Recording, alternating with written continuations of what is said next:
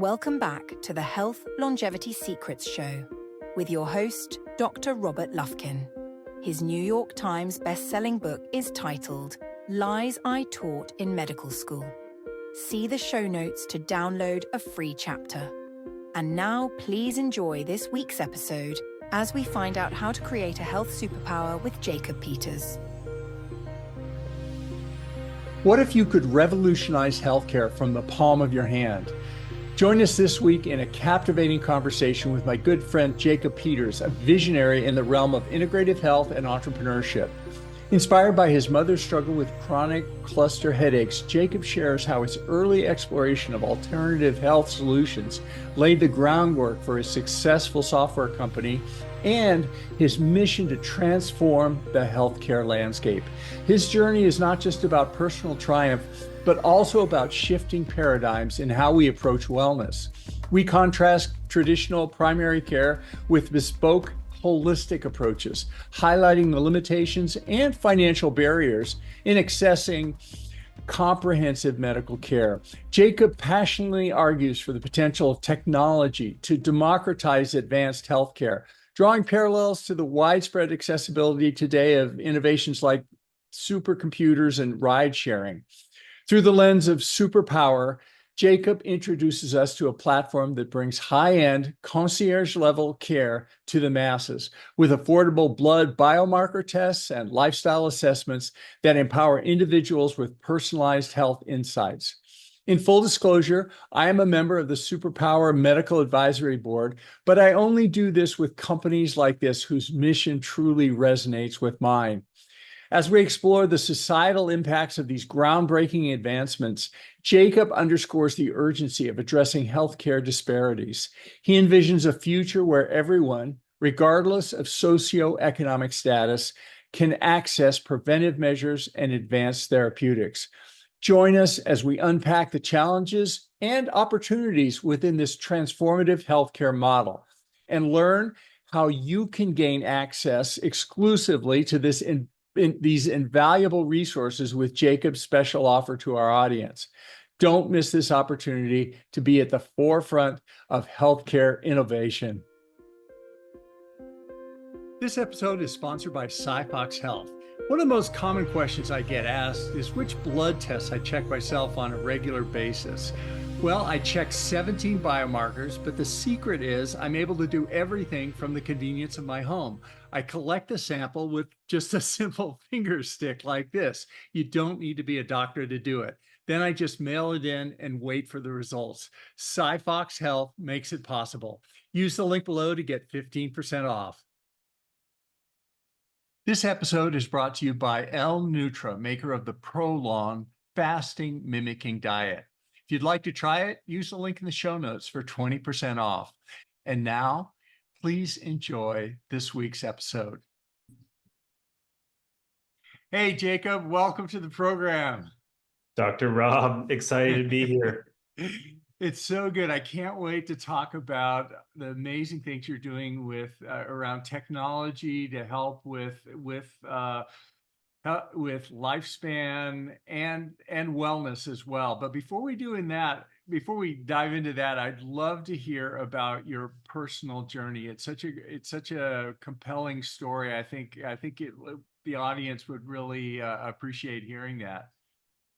Yeah, happy to share. So the knowledge base for the world of integrative health started to build in my brain about 15 years ago. So when I was 13, 14, and I didn't necessarily have the most typical childhood. My dad was in the military, so was moving around quite a bit, spent quite a lot of time overseas. He was stationed in like Germany, Kuwait, South Korea, and my mom was chronically ill.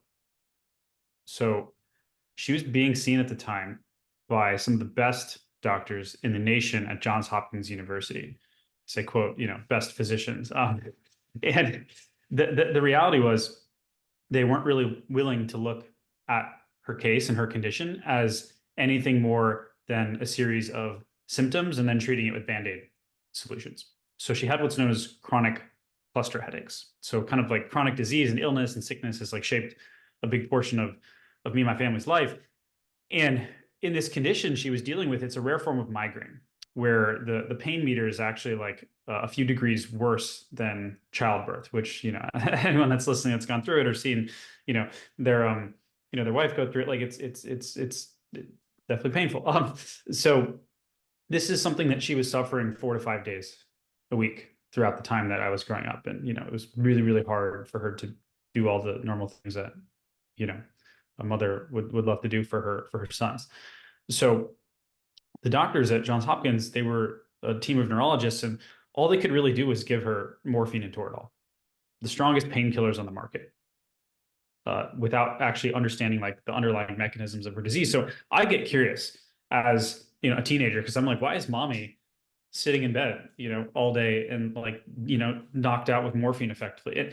And you start Googling, and, you know, you realize pretty quickly that like Dr. Google actually might, you know, have more answers than not. So I discovered and stumbled upon all of these more like very esoteric integrative health forums where people were basically biohacking themselves. You know, this was like the pre-Andrew Huberman, pre-Dr. Peter Attia, you know, pre-David Sinclair era, running experiments on themselves, getting, you know, some advanced biomarkers tested in their blood, trying to understand like how their different, you know, gene SNPs like MTHFR were affecting their ability to methylate and like process and absorb B vitamins. So this was like a whole nother side of the science that her neurology team was effectively completely unaware of. So me and my brother ended up going deep on these forums, and we stepped in to help our mom basically make sense of what was going on in her body. And we changed her diet. We got her on like a food tracking plan.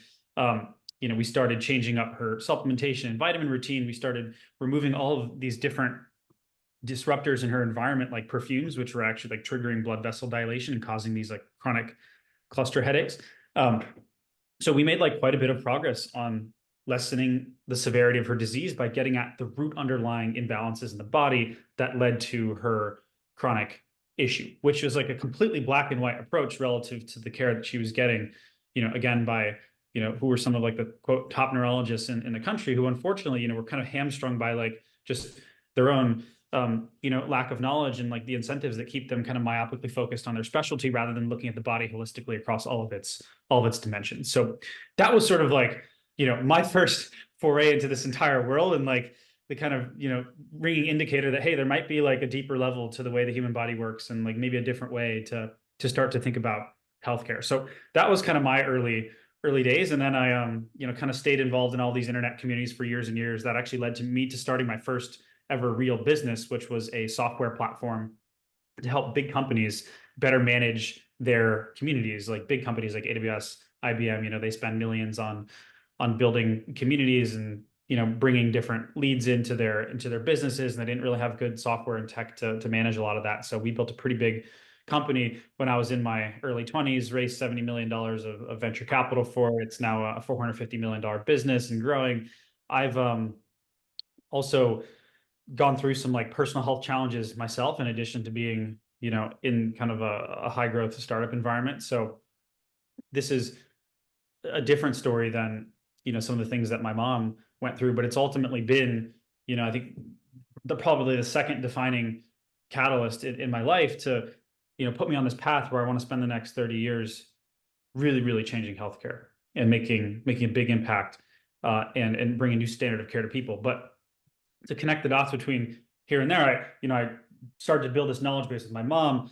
Then I started to build a knowledge base of how to build companies and create really beautiful, great software, and, you know, take a startup from 0 to 1. And then I unfortunately fortunately had to marry that with a health journey of my own, where I was really, really kind of, you know, done wrong by you know, the system I found myself stuck in. So I won't go too deep in the details, but effectively what happened was I at age 26 developed myocarditis, which is like, you know, an inflammation of your heart. And while I was dealing with this challenge in the hospital, I ended up getting diagnosed with sudden onset Crohn's disease, which is like another autoimmune disorder where your immune system effectively attacks your major organs, like your gut and your small intestine and your large intestine. And I was just stuck in the hospital for months and months dealing with these flares in my in my body, and it ended up getting to such a bad point that they couldn't keep the inflammation storm under control. And this was during COVID, mind you. So I was stuck in basically an ICU ward in Cedars-Sinai Hospital in Los Angeles, and I wasn't really allowed to have visitors. I wasn't allowed to order things from Amazon and have the nurses go down to the front desk and pick them up for me. I was basically just like stuck in what felt kind of like a prison ward.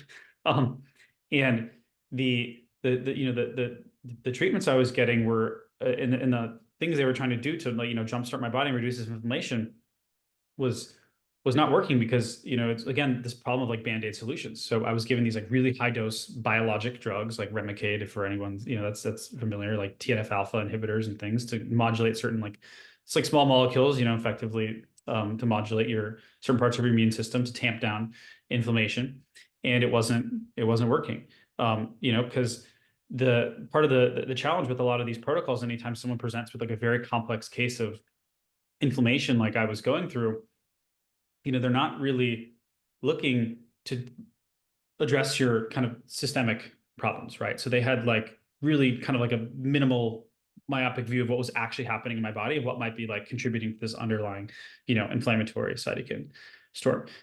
So that was the challenge I found myself in. And ultimately, in order to save my life, because, the inflammation had gotten so bad, I had to actually remove my large intestine. So now, after that entire experience of being stuck in the hospital and dealing with this pretty traumatic health journey, I'm left without a few major organs in my body, which has made life, a little bit more challenging.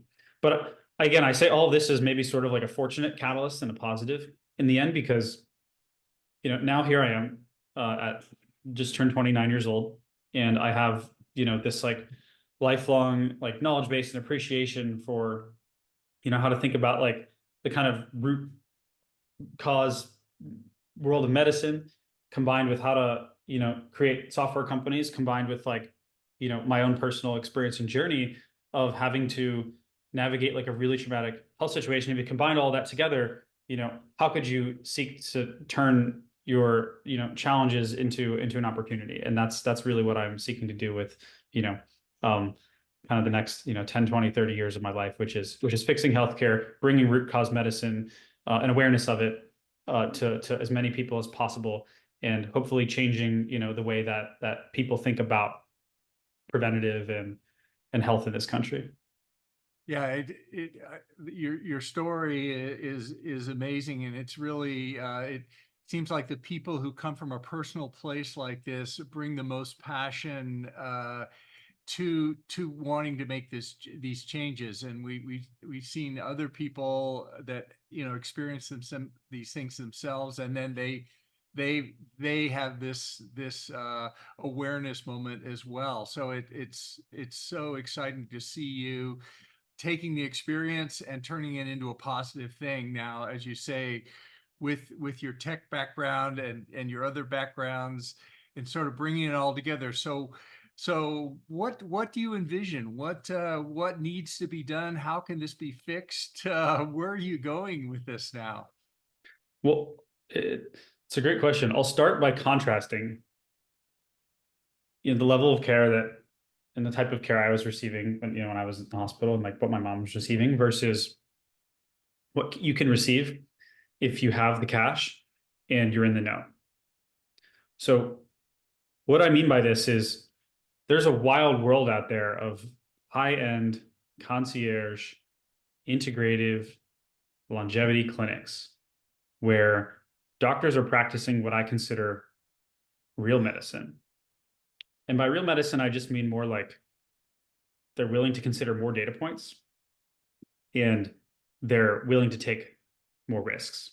So if you think about like, the way a lot of medicine works today, and again, I'm not a clinician, I'll leave that to you, Rob, but I work and hang with clinicians all day, and I've studied the healthcare system. But when a patient's presented with a condition, you have a certain amount of like data points you're able to look at to make that assessment, and you have a certain amount of interventions you're allowed to do as far as the protocol goes. So if you started to plot all those different things you could do in some sort of plane, it just starts to look like a math equation, right? Like there's data points and there's interventions, and you're trying to figure out like the cross section of how to effectively triangulate what to do for someone based on how they're presenting.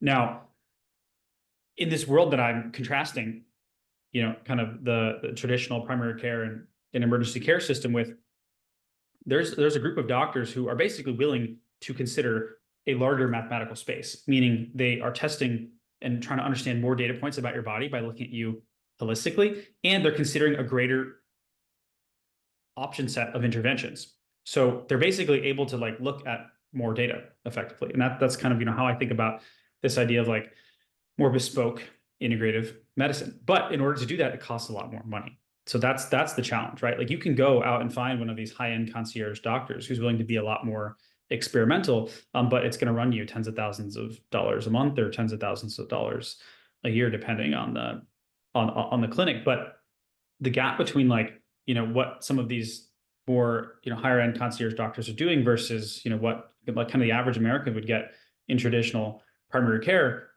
is pretty staggering and huge. Like when you go to get a annual physical done at a GP, they're maybe looking at 15 to 20 blood biomarkers as far as data point gathering goes, right? And then they have like an intake questionnaire where they might ask you a few different questions, about like recent lifestyle or sickness exposure and things. Now contrast that to some of these other types of doctors that I, found myself working with once I was on my healing journey. They have like 150 questionnaire intakes where they ask everything from, do you use polyester bed sheets because those can provably disrupt your hormones, all the way to like, were you born C-section or vaginally because like, your early microbial exposure can permanently impact your microbiome for the rest of your life. So it's really like A to Z as far as, again, the amount of data points they're collecting, and then couple that with diagnostic tests. These other kind of clinicians that I found myself working with, they were measuring basically 5 to 10x the amount of biomarkers that you'd get relative to a traditional primary care, GP annual physical. So there's such a stark difference here between, what you're kind of stuck with if you're using this like, traditional insurance-based, like primary care protocol-based system versus like a much more, flexible, bespoke, high-end system where you have a concierge doctor who's, willing to basically spend more time with you and consider more data points. So that's just like a glaring problem in kind of the world of health right now. It's like there's not really equal access necessarily, and there's like a big disparity, again, depending on like how much money you have and if you're in the know, between the type of medical care you get. And what is the impact of having like such a, I guess, big difference and being able to consider more data points? Well, it's pretty obvious, right? You're going to basically catch probably more different types of early indicators for different diseases. You're likely not going to, die of certain diseases that otherwise would be completely untracked. You're going to be able to cure and nip in the butt like a handful of early diseases like much sooner before they manifest, right? And not only that, I think you're able to like effectively supercharge your body and get it to like a higher level of performance and daily feeling than you would if you, again, were just kind of stuck with like the traditional protocol. So basically, I say all this to just illustrate the gap and then paint a picture for like, where the world should be, which is, a one in which this kind of higher level of bespoke, integrative, preventative, holistic medicine is more democratized and accessible to everyone. And that's effectively like, the mission that I'm on right now, which is to democratize this for the US and eventually the world. And there's a precedent here. And the precedent is that technology is a powerful lever. So kind of the inevitable arc of technology and technological progress is such that as technology improves, it democratizes for the many what was once only available for the few, right? Like power, electricity, this was, only available to basically like the richest families in America, a few hundred years ago. Same with running water. Now technology has basically enabled utility companies to make this ubiquitous, where everyone, just takes these things for granted. 50, 60 years ago, only the biggest, most cash-rich companies could afford an entire mainframe room for a computer. Now everyone's got a computer in their pocket and like a PC at their home because, like, again, technology has democratized access to these like amazing innovations. Uber, same thing. Black cars, private cabs used to only be available to the very few. Now anyone can order one in 5 minutes on your cell phone. It costs $7, right? Like high-end elite concierge holistic medicine is the next domino to fall as technology improves. So right now, only very few people can afford this kind of higher level of medicine, which I would have loved, because it could have potentially prevented some of the health challenges I went through. But now, I'm in a position where I plan to use technology to, again, democratize access and kind of make, high-end concierge medicine accessible to as many people as possible at, a very accessible, fair price point. So there is quality medicine in a holistic, integrative, functional approach, but it's available usually at very high cost that's not covered by insurance, I guess. So this is out-of-pocket cash, but the cost of it enables these doctors and healthcare providers to do extensive testing and data points beyond which the usual insurance conventional healthcare system is able to provide. And in doing so, they're able to provide much better care. But the problem is it's expensive and people can't afford it because it's not covered by insurance, and you have to pay out of pocket. So now technology is the key lever. As you pointed out in the past, this helps in these other situations. We now have Google on our phones, so we can ask questions, and ChatGPT-4, and get access to the world's knowledge. So it's almost like applying some of that to healthcare now and making this advanced, effective healthcare available to everybody at lower cost. So how are you going to do that? Yeah. It's the $1 million question. So it sounds great in theory, right? But it's really, really hard. And the reality is some of these tests are still like a bit expensive to perform, but there's absolutely an 80-20 version of it. So why don't you clarify that? If there are our audience, everybody may not be familiar with that metaphor. Yeah, effectively, you can get 80% of the value with 20% of the inputs, right? Or 80% of the outputs with 20% of the inputs. So there's a few super interesting biomarkers that you can start to test for, and things in your body, and questions you can ask through simple things like questionnaires, which don't even require any money, right? If you start asking people, hey, how were you born? How much sleep do you get? Does your partner ever notice that you wake up in the middle of the night gasping for air, which is a sign of sleep apnea, right? There's so many different types of effectively data points that we can get completely for free that no one's asking, right? That no one has a key on, right? Doctors are not asking, what's the ingredients in your shampoo bottle, right? Those things, look at, probably 95% of shampoo bottles in American homes, and they all have just, really, really terrible, verifiable endocrine disruptors, which basically means there's toxic chemicals in them, which are known to be, problematic for humans. And because our skin's so absorptive, and that's just one of hundreds of different, personal care products that are found within our homes, for example. So I guess, what I'm getting at is we have to make this happen, we have to expand the definition of healthcare. So currently healthcare, it's only kind of seen as this, I think, clinical setting, right?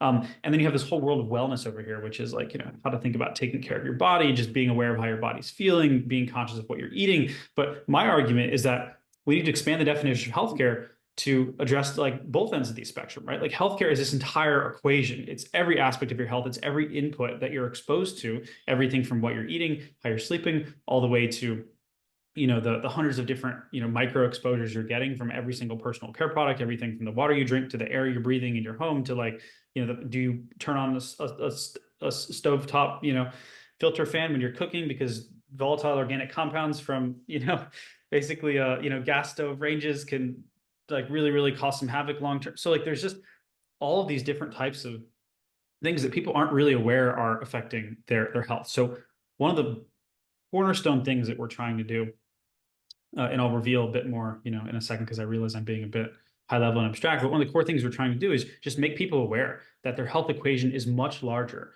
than what happens in the clinic, or what happens in a clinical setting, or what happens at maybe a doctor's visit. Effectively, it's healthcare, and health should be all of these things, and people should have that have that awareness, and you can get an understanding of like, where you're at in all these different dimensions of health, right? Like sleep, movement, the quality of your environment, your air, food, water quality, just with like some simple questions. So that's one way to think about it, and how we can start to get a sense of like how healthy are people really, and what's their baseline at very low cost. On the actual like testing side of things, there's like a handful of blood biomarkers that are like very cheap and easy to get from like any major testing facility in America, like LabCorp or Quest, namely things like HbA1c, which is a reflection of, kind of how stable was your blood glucose over the past few months, which is a great indicator, as I'm sure most people are listening, might be familiar of diabetes or pre-diabetes. There's other indicators like apolipoprotein B, which, is an indicator of effectively like what's, sort of like your risk of having like cardiac problems. And the heart and, the liver and, kind of like your pancreas and these are like major systems in the body that are just like not necessarily being looked at in the right way by a lot of, kind of traditional annual healthcare checks. So things are getting missed, and people have very early and very treatable indicators of disease if they hadn't been taking care of themselves in the right way. That's completely treatable. So when you package like, this understanding of health, all these questionnaires with a few of these like, really like simple but high impact biomarker data points, and you package it together in a program for people to get like a baseline health understanding and deliver it through technology, there's an unlock there, which effectively makes it possible to get, again, this like 80-20, like most leverage for like least amount of input, idea of like what's starting to happen inside of you. And it's kind of like what these higher end doctors do, except basically way cheaper and a few $100 a year, or close to free in some sense.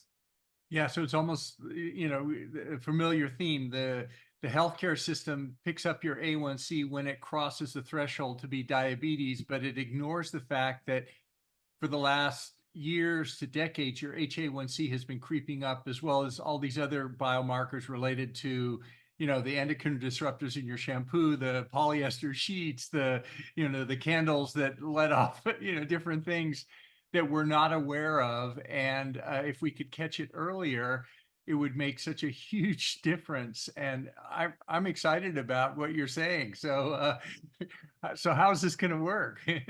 Yeah. So we wrap all of these different types of things in a platform that we're calling Superpower. And, the name is really intentional, because what we want to do is we want to help people unlock like, health superpowers, and like kind of feel like the most like superpowered, effective, like positive, version of themselves, which, for a lot of folks, it's really hard because they're just not kind of aware of what's actually happening in their body. I think it's crazy that almost everyone walks around without understanding, what's happening inside themselves, right? Like we can pull out our iPhones and like, do some quick Google searches, see what's happening halfway across the world in Australia, but like we have zero clue what's happening, subcutaneously.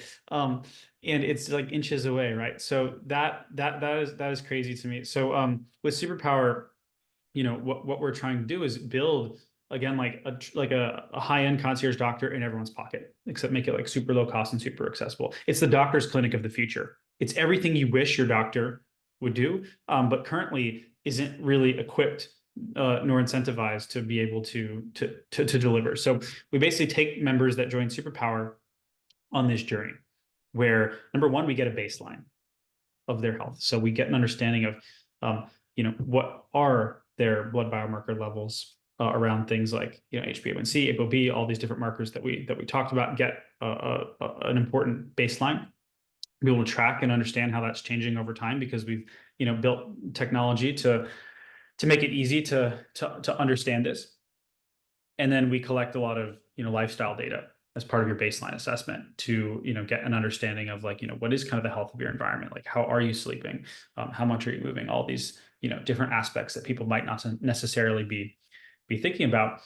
And then we have our algorithms digest all this data, and then we have a human being, a longevity trained, like integrative MD, medical doctor, physician, actually go over, analyze it for you, and then build you a custom plan, which, might include lifestyle changes. It might include certain supplements. It might include certain foods and different things to to change and eat, or like pharmaceutical interventions when it's necessary. So we're kind of basically, doing exactly what these higher end concierge doctors who I described did, right? Where they're able to consider a greater degree of data points on you, as well as a greater degree of interventions, but deliver it for, less than, $500 a year, or just like a few $100 a year, which is not that crazy when you think about it, because the average American spending $60 a month on supplements anyway, right? Which you could consider, as like wellness or health spend, outside of insurance or traditional healthcare. So that's effectively the model is, we are making it super easy to, get access to all of this like frontier preventative, and longevity based, medicine and interventions and data point gathering that your traditional physician is really just like, unfortunately ill-equipped or disincentivized to be able to do. So it's almost not, instead of the hospital or the sick care system that we have now, but it's if you do this, you likely may not need to use that system. So this is the preventive healthy phase, keeping you healthy, making you healthier. And did I get that right? Exactly. It's the healthcare system before the healthcare system, right? Like we want people to become superpower members. They don't have to become patients. Mm-hmm. And if everything goes right, they won't become patients right later on, or it'll delay any, inevitable diseases that we eventually die of at some point in the distant future. But yeah, that's fascinating. And is this available? Do I have to be in a certain city to get this, or a certain country, or is it fully digital? Who can gain access to this? Yeah, right now we're just in the United States. We're going to be live in almost all 50 states pretty soon, so we should be in an area code near you. Yeah, yeah, and it's been an amazing journey thus far. Building the company and getting off the ground. I think the thing that I've seen a lot of the path I've seen a lot of healthcare companies take is one where you kind of have different healthcare insiders team up with technologists, and then they kind of build a platform. We're almost taking the opposite approach, which is I come from like a bit more of like a software startup design and brand native background, and I've kind of encircled myself and my team with all the right medical experts. So we're kind of building this technology first, with the right kind of healthcare minds and clinicians around the table, versus the opposite, which I think is you kind of build something healthcare first, and you bring technologists around the table. And I think it's a fundamentally different paradigm for building a company. And that's why I think there hasn't been a breakout preventative and like longevity focused all-in-one healthcare platform for people before. It's because consumers have kind of created like a certain bar in their minds for what's great and easy to use, like Instacart, Snapchat, all of these consumer platforms that are really frictionless, right? And that's kind of the lens we're looking to bring to this space, and with both a brand and user experience, so that people can feel like health is easy, health is able to put on autopilot, and ultimately health is delightful. Yeah, that's such a good point. It's almost like if you could have the best healthcare product in the world, but if you have sort of a janky technology interface that's cumbersome to use and you can't get through, no one will use it. So that's really inspiring. What kind of pushback are you getting from this, or resistance, or what are the challenges that you're facing? Yeah, it's a really good question. I think the biggest challenge, right now, is the fact that insurance, unfortunately, doesn't cover a lot of this.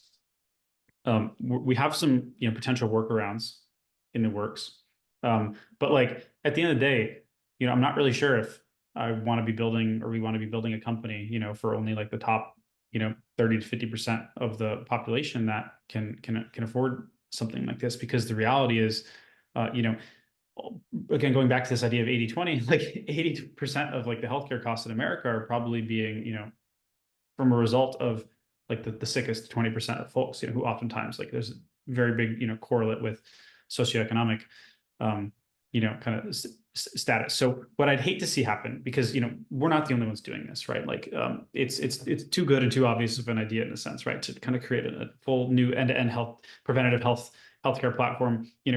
We kind of we unequivocally see ourselves being a dominant, very large and iconic company in the healthcare world for the next few decades to come. But the reality is, if something should exist, it will exist, right? So this standard of care is going to become more ubiquitous. It's going to change. But what I'd hate to see happen is a future where, much like we have, a sort of like wealth gap today, there becomes like a health gap, right? And like, look, I'm a capitalist. I'm not saying, that there's anything wrong with the fact that, like, there's like, income and, personal balance sheet disparities and challenges. But the reality is, I don't know if there should be a world where there's like a massive health disparity. I'd hate to see a world where, the top 20% of the population are living 10, 20, 30, 40 years, 50 years longer, especially as like longevity therapeutics start to become, more mainstream and available, and the science gets better, and people are effectively, priced out, or disease detection becomes so good that, people just aren't going to get sick if they have the money and they're in the know. So I think that's the biggest, like, headwind facing us, and I think facing any innovation in preventative longevity-based healthcare, which is like, how do we get this to as many people as possible? Because again, it just the way, without going too deep in the details, the way, insurance incentives works is like, they're basically not looking to really underwrite anything that, could move the needle beyond like year 3. And what I mean by that is, like, in the US, most insurance is tethered to your employer. So if you leave your job within a few years, like, the insurance company is basically, just looking to pass the bag off to the next insurer and not underwrite anything that, like, they might not necessarily have the patient, still paying the premiums for, if it was something to prevent, something a few years down the line. So, or more than a few years down the line. So there's just a series of different challenges which make it hard for insurance companies to underwrite, the frontier of medicine and preventative longevity-based care. So I want to avoid that world at all costs, and I don't have a good answer yet, but it's something that I think about quite a bit. Yeah, I mean, well, it sounds like such a fascinating project, and today, as you say, even there are disparities today, even with the zip codes and longevity, the socioeconomic determinants of health and all that. People's income do affect that, and we don't want it to get worse, and democratizing it and making it equal is certainly, it's a great challenge for all of us in healthcare as we do this. Well, how can people access this technology? What do they do? Maybe you could, tell them where they go to get this and how can they follow you on social media also? Yeah, you can find us on superpower.com and at superpower on Twitter or x.com. I probably spent a little too much time on x.com, so you can find me there as well. I'll have Dr. Rob send my social handle in the comments, but yeah, you can check us out at superpower.com. Yeah, it'll definitely be listed there, and this is going to be available soon, right? Probably by the time this comes out, we can go to the website and yep, absolutely. This is great, Jacob. Thanks so much for spending this time with us today, and thank you also for the work you're doing. It's an admirable goal, and hopefully you could change the world with this. Thanks, Rob. I appreciate you. If you are enjoying this program, please hit that subscribe button, or even better, leave a review. Your support makes it possible for us to create the quality programming that we're continually striving for. Can I start? Is it recording? It's already recording. Oh, sorry. This is for general information and educational purposes only, and it's not intended to constitute or substitute for medical advice or counseling, the practice of medicine, or the provision of healthcare, diagnosis, or treatment, or the creation of a physician-patient or clinical relationship. The use of this information is at their own user's risk. If you find this to be on the value, please hit that like button to subscribe to support the work that we do on this channel. And we take your suggestions and advice very seriously, so please let us know what you'd like to see on this channel. Thanks for watching, and we hope to see you next time. You should say that. Yeah, that's good. You said that. That's pretty good. You like it? You want to do it one more time, or is that good? I think that was good. Yes. All right. You need to save the recording. Very good.